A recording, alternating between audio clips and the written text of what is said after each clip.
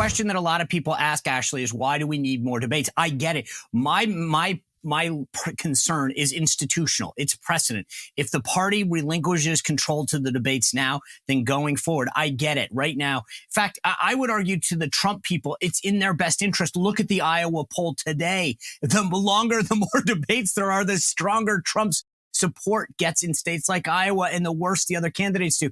Trump should allow this to happen. It's great for him. They see the other candidates. It reaffirms their decision to support them. But more importantly, the second the RNC gets out of the business, one of the pledges that candidates had to make is that they wouldn't participate in non-sanctioned debates. What does that mean? It means that right now, exactly as Patrice said, CNN's going to have a debate. They're going to go after each other, but they don't have to. They get to decide the criteria too. They could say we're only going to allow Nikki Haley and Ron DeSantis. DeSantis could have announced that he wants a debate between him and Trump. This is Katie bar the door. The media is now back in charge, Ashley. Yeah, but this is, again, to your point, it's unprecedented times. We're not in a normal situation. Like you have, a former president running again, and who's tens and tens of points ahead in the polls. I'm kind of grateful the RNC is getting out of this because they need to focus on fundraising right now. And I think we know who the nominee is going to be. They need to be focused on the boots on the ground, getting out the vote, thinking about early vote, thinking about making sure we get people to register to mail vote. That starts in February. We are running out of time. We don't have time to play these games over the course of the next 6 months. It's game time. No more talking, no more media, no more. And you know what? If DeSantis and Haley want to go kill themselves in CNN, have at it. Goodbye. They're not going to be the nominee anyway. But Doug, I get Ashley makes some great points. The problem I have, as I said, is institutional. This now CNN next cycle, the cycle after that's going to say, great, we'll just host a debate whenever we want. We will put our interest ahead of Republican parties. The RNC, in my opinion, has a duty to guard its candidates from the liberal media and to ensure that these debates are not about them. They're not about ratings. They're not about Jake Tapper or Wolf Blitzer getting more followers or clips. They are about ensuring that grassroots voters get the best information that they can about what the choices that they face as to who to vote for. That's the job, to make sure that our voters know who they can vote for and what they stand for, not to appease CNN. And right now, the party is out of that. It has no role. Yeah, I mean, but here's the other thing. I said, where has the party been in the last two debates, with the NBC debate and the News Nation debate, especially the NBC debate? I mean, Sean, I understand what you're saying, but you just said their job was to, protect our candidates, get their message out there. And going, I don't think that it was served by having, if you're taking that criteria, I don't think the NBC debate met that criteria. Oh, look, I have problems with the hosts. As I've said from the get-go of this thing, at this stage, it should have been the Daily Wire, the Blaze, the First. I mean, there was plenty of media organizations that were fully capable of doing this.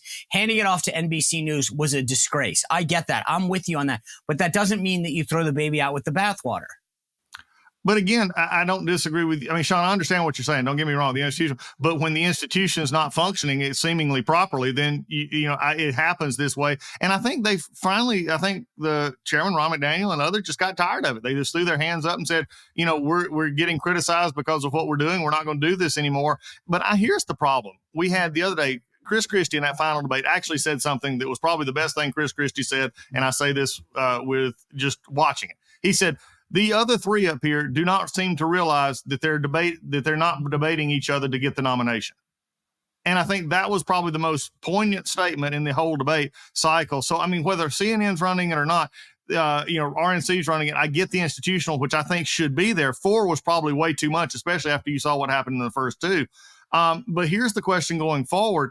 Is the candidates themselves have a way to actually do this? But you look at what's happening. We've already seen it split off. We already had a Ron DeSantis, Gavin Newsom debate, which, I still don't understand how, they pulled that off without it being an in-kind contribution, anything else. So, I mean, it's just like, it's already seemingly there.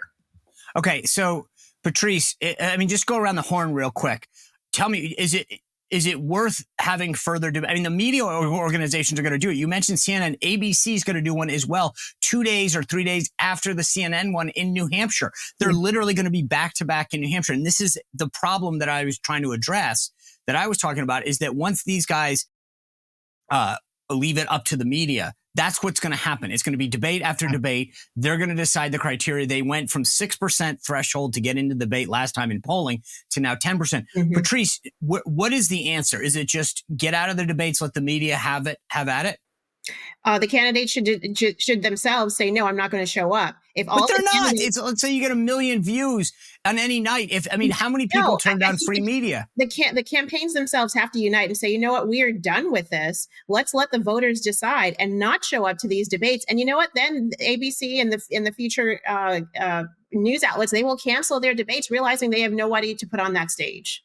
But I get that. But are you going to tell me, Ashley, that Chris Christie's going to say no to being on ABC News? Because he was a contributor there to begin with. He's dying for media attention. I think him and Vivek Ramaswamy, with all due respect, they have to go everywhere right now. Yeah, and the other thing too is where's the left debating? I think we've kind of just lost control of this whole narrative, right? There's no reciprocity from the left or even from these moderate. It's all about what are the Republicans going to do? What are the Republicans going to do? How about let's start throwing it back on them and start demanding that they do some debates with Joe Biden? I like to see him put together a sentence for once. Yeah. Doug, a new polling came out this morning in Iowa, which is mind-boggling. It goes to this point about the effect that debates have had, right? So everyone kept talking about, is the race over? The new Des Moines Register poll right now shows Trump with a 51% lead. It's the most that anyone's ever had in the history of this poll. He went up 8 points since they did it last month. Ron DeSantis is at 19. He's up 3 points. Nikki Haley's at 16. That's even for where she was last month. And Vivek Ramaswamy went from 4 to 5. In your opinion, is this race over? Yeah, it's pretty much over. I mean, you'd asked me 3 months ago, and you and I actually, I think, talked about this. I said, well, maybe there's going to be some movement. We're now within 40, 30 days of this caucus. These numbers are hardening. The concern I would have from a Trump perspective, the Trump campaign perspective, is making sure that everybody in Iowa understands they still have to show up for the caucuses. Yes. This has been always the big thing in the caucuses out there, because that's how you've seen a Huckabee win, a Cruz win. Their diehards will show up in the rain, the snow, the sleet, and everything else. And that's the uniqueness of a caucus, which I'm not a fan of. But that's the way Iowa chooses to do it. So I think that's the concern for the Trump, folks in this campaign. But as far as the movement in any of these campaigns, there's just not any there. I want one last thing on this debate issue. You made the question of, we called it down to 6% of the polls. Since when did the RNC get to decide who gets on the stage?